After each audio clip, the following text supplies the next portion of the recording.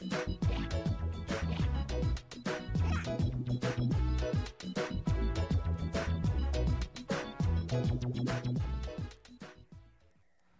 오늘 소개해드릴 기업은 제가 한 대여섯 번을 망설인 회사예요. 대여섯 번. 한 번도 방송에선 얘기한 적이 없나요? 그냥 잠깐 한번 그냥 스쳐 지나가서 얘기한 적이 있었는데 수년 네. 전에. 근데 왜냐면 워낙 안 오르기 때문에 회사의 내용에 비해서. 그래서 네. 야, 이런 회사들을 과연 어떻게 처치해야 될 것인가. 네. 이게 참 고민이 많았었는데 나중에 우리 박상희 기자랑 표를 통해서 한번 보겠지만 일단 신일건업 건설회사입니다. 건설회사인데 워크아웃 들어갔어요. 아, 지금 워크아웃 상태고 네. 옛날에도 한번 들어갔어요. 두 번째. 그러니까 이 은행들의 일종의 좀 시쳇말로 호구다. 이렇게. 재무 구조가 좋고 자산이 많은데 어떤 대외 관계라든가 대관 관계, 어떤 은행과의 그 관계 설정 이런 것들이 그렇게 껄끄럽지가 않아요. 그래서 공정위에서도 많이 징계 과징금도 맞고 그러다 보니까 지금 시가총액이 얼마냐? 200억이 안 돼요. 오늘 지금 한 6% 오르고 있음에도 불구하고 네. 190억.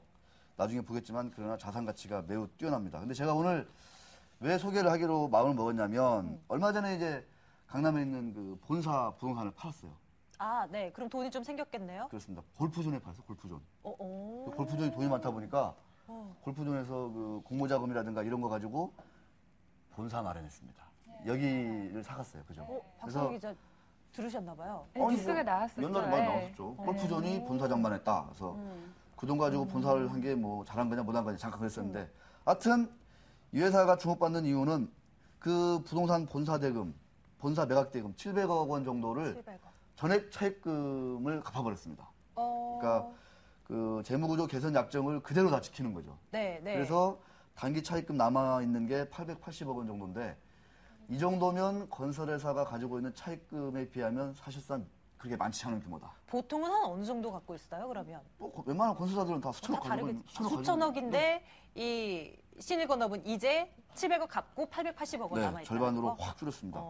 이렇게 되면 이 회사가 아킬레스건이 뭐였냐면은 이자 비용이 많았거든요, 그간에. 그다음에 은행들에 많이 휘둘렸어요.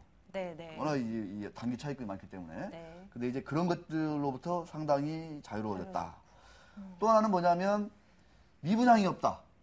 오, 요새 이것도 강점인데요? 요새 그 건설사들 애먹이는 게 미분양이잖아요. 네, 네. 근데 여기는 남양주, 그다음에 원주 이렇게 큰 그 아파트를 지었는데 다 분양이 잘 돼가지고 지금 남양주 별내 같은 경우에는 제가 알기로는 이렇게 잔금이 솔솔 들어오는 그런 상황이어서 아무래도 그 이익이 쏠쏠할 것 같다. 네. 앞으로. 그러니까 이자 비용은 적고 나가고 잔금이 들어오면서 이익에는 상당히 긍정적인 역할을 할 수 있을 것 같아. 이렇습니다. 또 하나 뭐냐면 이 차입금을 많이 갚았기 때문에 워크아웃에서 조기 탈피할 수 있다. 네. 그래서 제가 알아보니까 회사 측에서 마음만 먹으면 언제든지 가능하다. 이런 얘기가 있습니다. 그래서 그런데 묘한 게 이런 거 있습니다. 왜 그러면 이 워크아웃에 있는 게 유리한 게 있거든요, 분명히. 왜냐면은 은행과의 어떤 그 계약을 맺게 되면은 이자율이 낮춰주잖아요. 그러니까 은행들이 워크아웃에 들어간 기업들은 네. 특별히 이자율을 좀 깎아주거든요. 낮게 해주는구나. 그래서 네. 바로 벗어날 수 있는데 굳이 뭐 이자 비용이 적게 나가는데 굳이 할 수 있느냐 이런 또 계산도 할 수 있거든요. 그래서 시기만 보고 있다.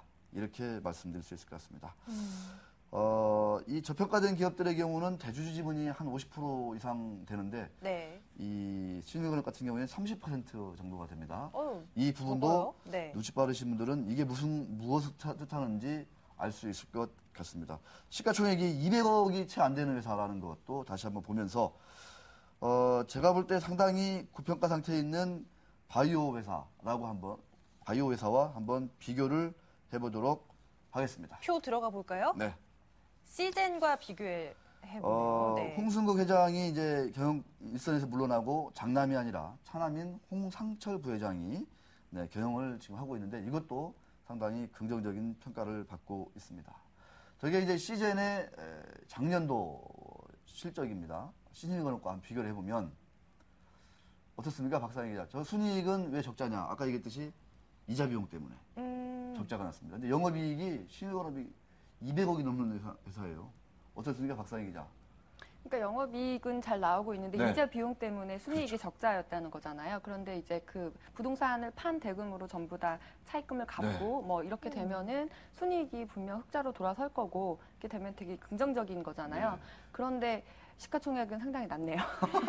시장의 평가는 저렇게 그러니까 냉혹하네요. 이 웃긴 게 우리 투자자들은 싼 주식 싫어해요. 아. 아까 다시 한번 저 시즌 한번 보여주세요. 다시 한번 말씀드리지만 여기 뒤에 있어요. 우리 투자자들은 네, 있구나. 이렇게 비싼 주식을 좋아해요. PBR이 15배, PER이 아니라 PBR이. 네, 네. 이런 회사들을 좋아합니다. 우리 투자자들은. 비싼 회사 좋아해요, 더. 이렇게 시가총액이 200억이 안 되는 회사는 안 좋아해요. 그래서 투자는 근데 분명히 말씀드리지만 싼 회사를 사서 비싸게 팔아야 된다. 네. 이게 정석 아니겠습니까? 그래서 올해 신일건업이 흑자 전환하는지 한번 지켜보시고 뭐 다양하게 뜯어보시면 좋은 탐험이 되지 않을까 이렇게 말씀드릴 수 있을 것 같습니다. 네, 종목 대탐험에서는 신일건업 점검해봤네요. 앞으로 주가 추이 주목해주세요. 기고만장 기자실 마치겠습니다. 박상희 기자와 함께했어요. 네. 고맙습니다. 수고하셨습니다.